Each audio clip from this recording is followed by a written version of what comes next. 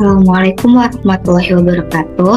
Pada kesempatan kali ini, kami akan mempresentasikan hasil kerja kami mengenai gambaran visual dari aplikasi yang akan kita buat. Pertama-tama, izinkan saya memperkenalkan anggota kelompok kami. Yang pertama ada saya sendiri, yaitu Adinda Ayu dengan NIM akhir 003. Yang kedua ada Faiza Guslana dengan NIM akhir 033. Dan yang terakhir ada Tiara Alvira dengan NIM akhir 072. Pada tampilan pertama di aplikasi kami terdapat icon dari aplikasi kami sendiri, yaitu Dompet Kos. Dompet Kos adalah aplikasi yang diperuntukkan untuk pengguna untuk mengatur keuangan, baik tagihan, pengeluaran, serta pemasukan, serta reminder untuk menabung. Selanjutnya yaitu terdapat tampilan dari fitur catatan. Nah, di fitur catatan ini digunakan untuk mencatat setiap penghasilan serta pengeluaran yang telah kita lakukan. Kita dapat men-set di range waktu bulan, minggu, tahun, dan juga hari. Nah, di sini juga terdapat tanggal serta total dari uang kita saat ini. Selain itu, terdapat fitur search untuk mencari menu lain selain fitur catatan ini. Nah, di samping itu terdapat kalender. Nah, kalender ini digunakan untuk mencatat pengeluaran serta penghasilan kita, kemudian tagihan kita, serta tabungan kita sudah seberapa banyak. Kita dapat melihat di kalender dalam range waktu bulan, minggu, tahun, bahkan hari. Selain itu, terdapat fitur riwayat notifikasi yang digambarkan dengan kotak masuk. Nah, riwayat notifikasi ini digunakan untuk memberitahu kita, mereminder kita mengenai tagihan-tagihan apa yang perlu kita bayar atau tabungan apa yang perlu kita cicil atau pemasukan serta pengeluaran yang telah kita lakukan dan lain sebagainya. Itu terdapat di riwayat notifikasi. Selanjutnya, berikut adalah laman untuk menu dompet. Pada fitur ini akan ditampilkan total aset yang sudah diinputkan oleh pengguna dengan mengetuk tanda tambah di sisi pojok kanan atas. Pada menu ini juga akan ditampilkan jumlah hutang atau keperluan yang belum dibayar yang diinput oleh pengguna pada menu tagihan berkala. Pengguna juga dapat menambahkan dompet lainnya yang terpisah dari akun utama atau akun bawaan. Selanjutnya, ada menu analisis. Di bagian menu analisis ini terdapat 3 subjudul. Yang pertama ada pengeluaran, yang kedua ada penghasilan, dan yang ketiga ada anggaran. Nah, di menu analisis ini akan dimuat diagram dari akumulasi transaksi yang sudah dimasukkan. Seperti misalnya di pengeluaran.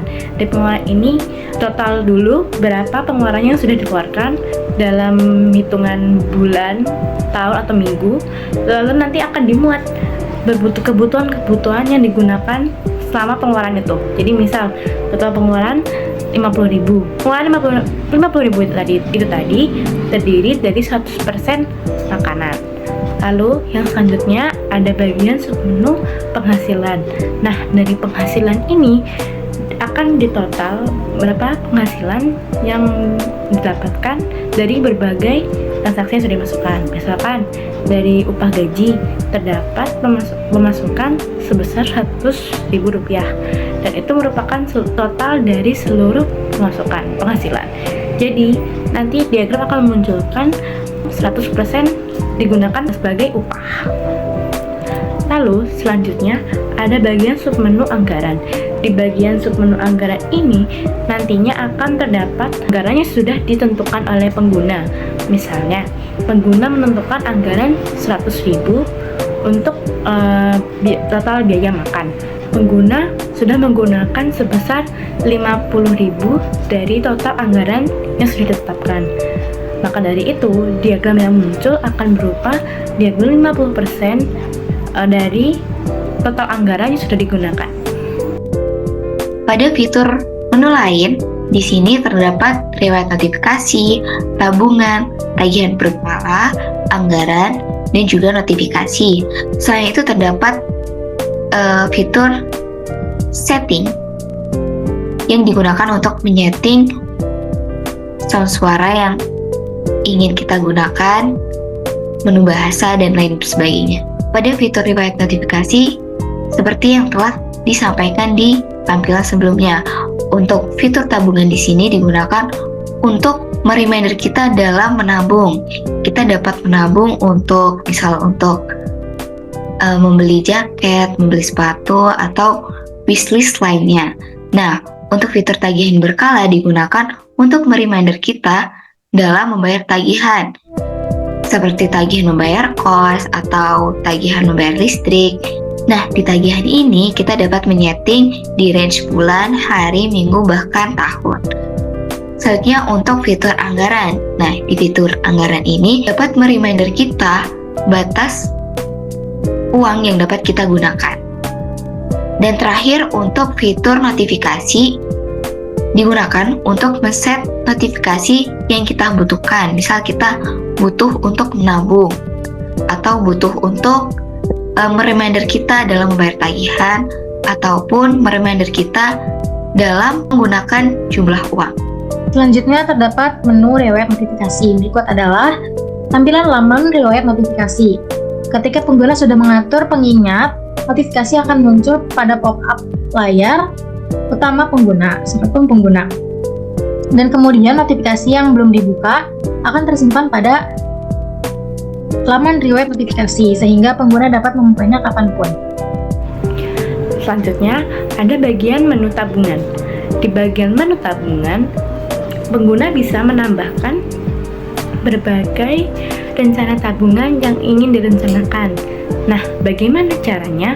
Caranya dengan mengklik tombol tambah di bagian pojok kanan bawah, dan nantinya akan dimuat suatu menu yaitu tabungan baru. Nanti di tabungan baru tersebut, pengguna bisa memberikan nama untuk tabungannya. Misalnya tabungan untuk membeli jaket.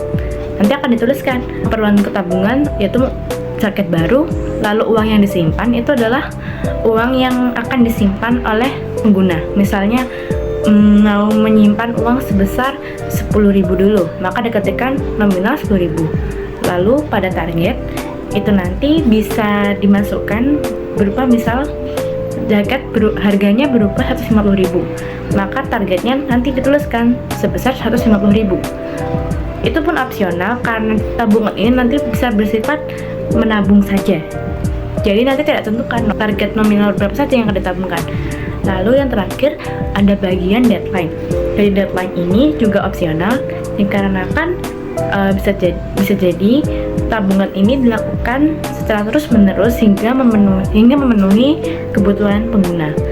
Lalu apabila kebutuhan deadline ini diisikan, maka nanti akan terdapat deadline dari kebutuhan yang harusnya sudah dipenuhi. Jadi nanti pengguna bisa diingatkan tentang deadline tabungan yang sudah direncanakannya. Lalu nanti akan termuat suatu jendela baru, itu nanti sesuai dimasukkan dari informasi yang sudah dimasukkan oleh pengguna seperti jaket baru tadi. Nah, bagaimana nanti cara menambahkan uangnya secara berkala? Yaitu dengan menekan edit transaksi. Di edit transaksi ini nanti pengguna bisa menambahkan nominal dari yang ingin dimasukkan ataupun dikurangkan dari yang sudah dimasukkan sebelumnya.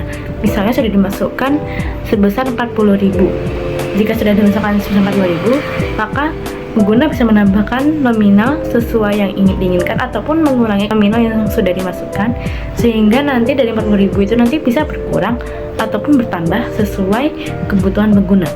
Lalu di bagian menu bawah terdapat bagian edit yang mana pengguna bisa mengedit nama tabungan yang sudah dimasukkan sebelumnya.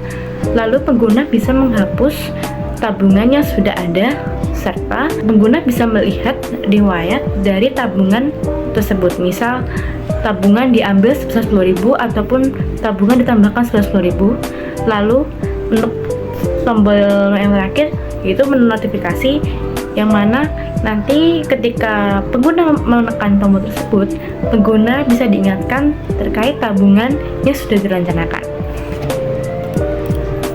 Pengguna juga bisa menambahkan tabungan-tabungan lain seperti studi banding dan seterusnya. Nanti akan terdapat diagram seberapa persen tabungan yang sudah ditabungkan oleh pengguna. Selanjutnya pada fitur tagihan berkala terdapat tampilan tanggal, selanjutnya total. Di sini tuh total tagihan yang harus kita bayarkan.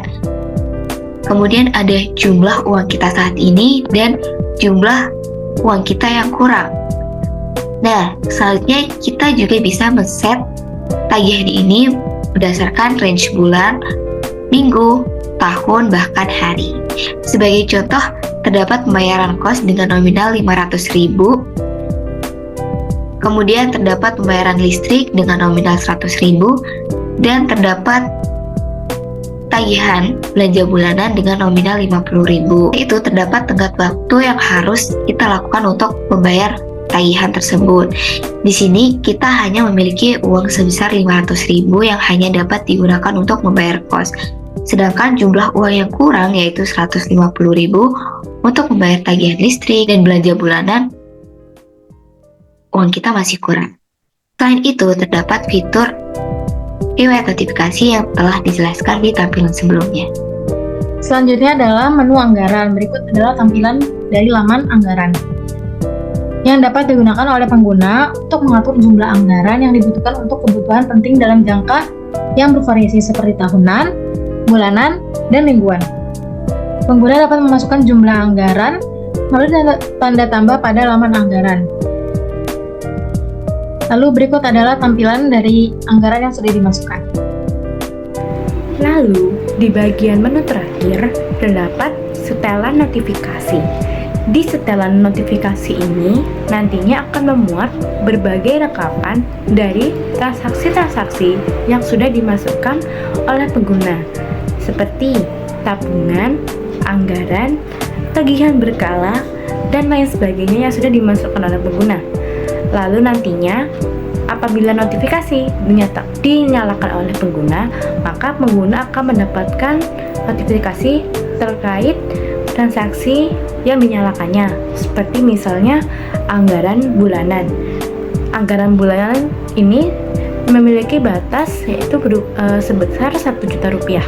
Apabila notifikasi dinyalakan dan pengguna sudah melampaui batas dari anggaran yang ditetapkan, maka akan muncul notifikasi apabila pengguna telah melebihi dari anggaran yang sudah ditetapkan. Sekian dari kami. Apabila ada salah kata, kami mohon maaf. Wassalamualaikum warahmatullahi wabarakatuh.